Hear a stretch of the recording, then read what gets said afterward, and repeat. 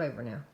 Okay, what am I on to say? Okay, this is Orville Shelton. He's here at the Veterans Foster Home in Grayport, South Carolina, to talk a little bit about his history. And he said that his grandfather, what was your grandfather's name again? Calvin Calvin Shelton, and he lived where? at Medora, Indiana. Okay, and he said that he remembers his father talking about him possibly being in the military, and maybe tell me a little bit about his life if you can, if you remember He anything. was blind from his birth, but yet he worked, made a living for a family of 5.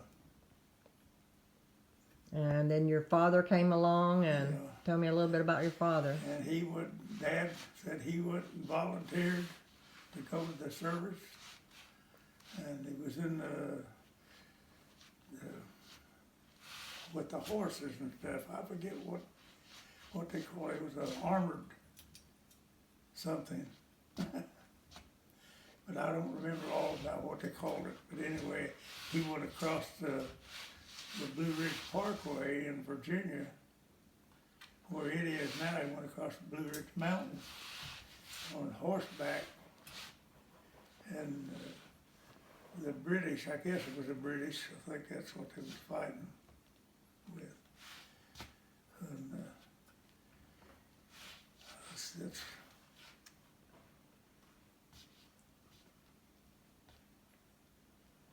I don't know, yeah, they went across, because he was telling us about that, and they were down there, him and Mom and Francis and came down, I think. Yeah, Francis brought him down there to Fishersville when I was working. And he sat and told us all about that. We drove out there. And he said, I don't know just exactly where we went across that, but he said he remembered it. Wow. And how old was your father? He was, I think, 19 when he was in the service. Yeah. How long was he in there? Do you know? Over 3 years. Yeah. I think he was in them over 3 years. I'm pretty sure that's what he said. And how long did he live? He lived to be 4 months in his 100th year. Wow. Wow. And lived in Indiana? Yeah, Indiana, Bedford, Indiana. And then he had how many children? 9 living and 1 died at birth. Ah. The doctor broke his neck. So then you came along, and then Yeah. what made you want to get in the military? Well, I had 2 brothers in there in World War II. And I stayed at home as long as I could because I decided that I needed to go. And then, of course, I had a wife then. Yeah. And, You had just gotten married, right? yeah, got married April the 22nd, April the 21st, 1945, 44. And I went to the service in 1945. How did your wife feel about you going in service after just getting married? She didn't care for me going because I made a deal with her to stay at home with her mom and dad to help take care of them. And she said she would try it. Mm. And then I served 26 months and a few days. I don't know just how many more days it was. 17 or 19, 26 months and 17 days, I think. Tell them what you did when you were in the service. I was a bedpan commando. Bedpan commando, okay. How did you get that position?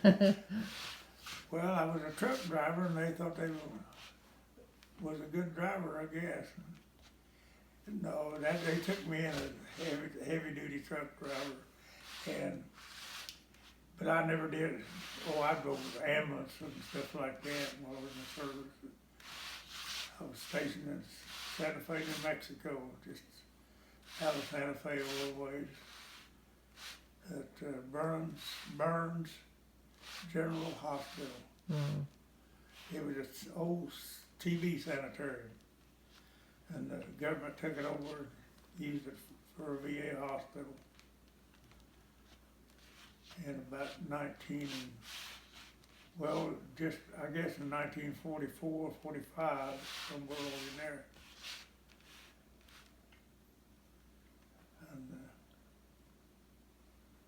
And then I got out of the Army and started raising a family. You didn't tell them about how you got to be the bedpan commando after yeah, from being a well. truck driver to how did you get to be the bedpan commander? Well, they said they pulled us off of the train. They was shipping us to Camp Stoneman, California from Tacoma, Washington, where I took basic training. And took 13 weeks of basic training up there, and went out on maneuvers and everything out in Washington State. And they loaded us on a train after that 13 weeks and started us to Camp Stoneman, California. And they stopped the train in Santa Fe, New Mexico, and said, we gotta have 8 people.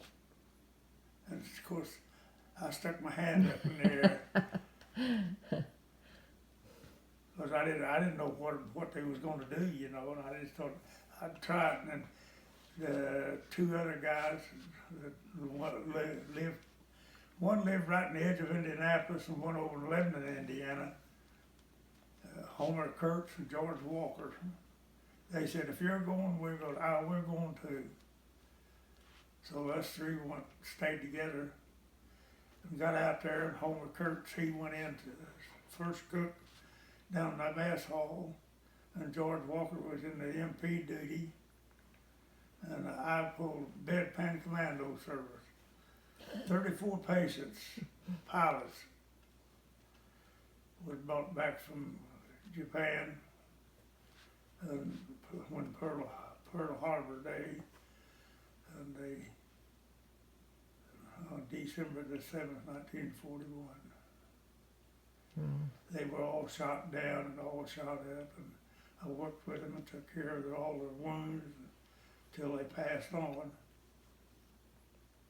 So you did a lot. I think you said that the officer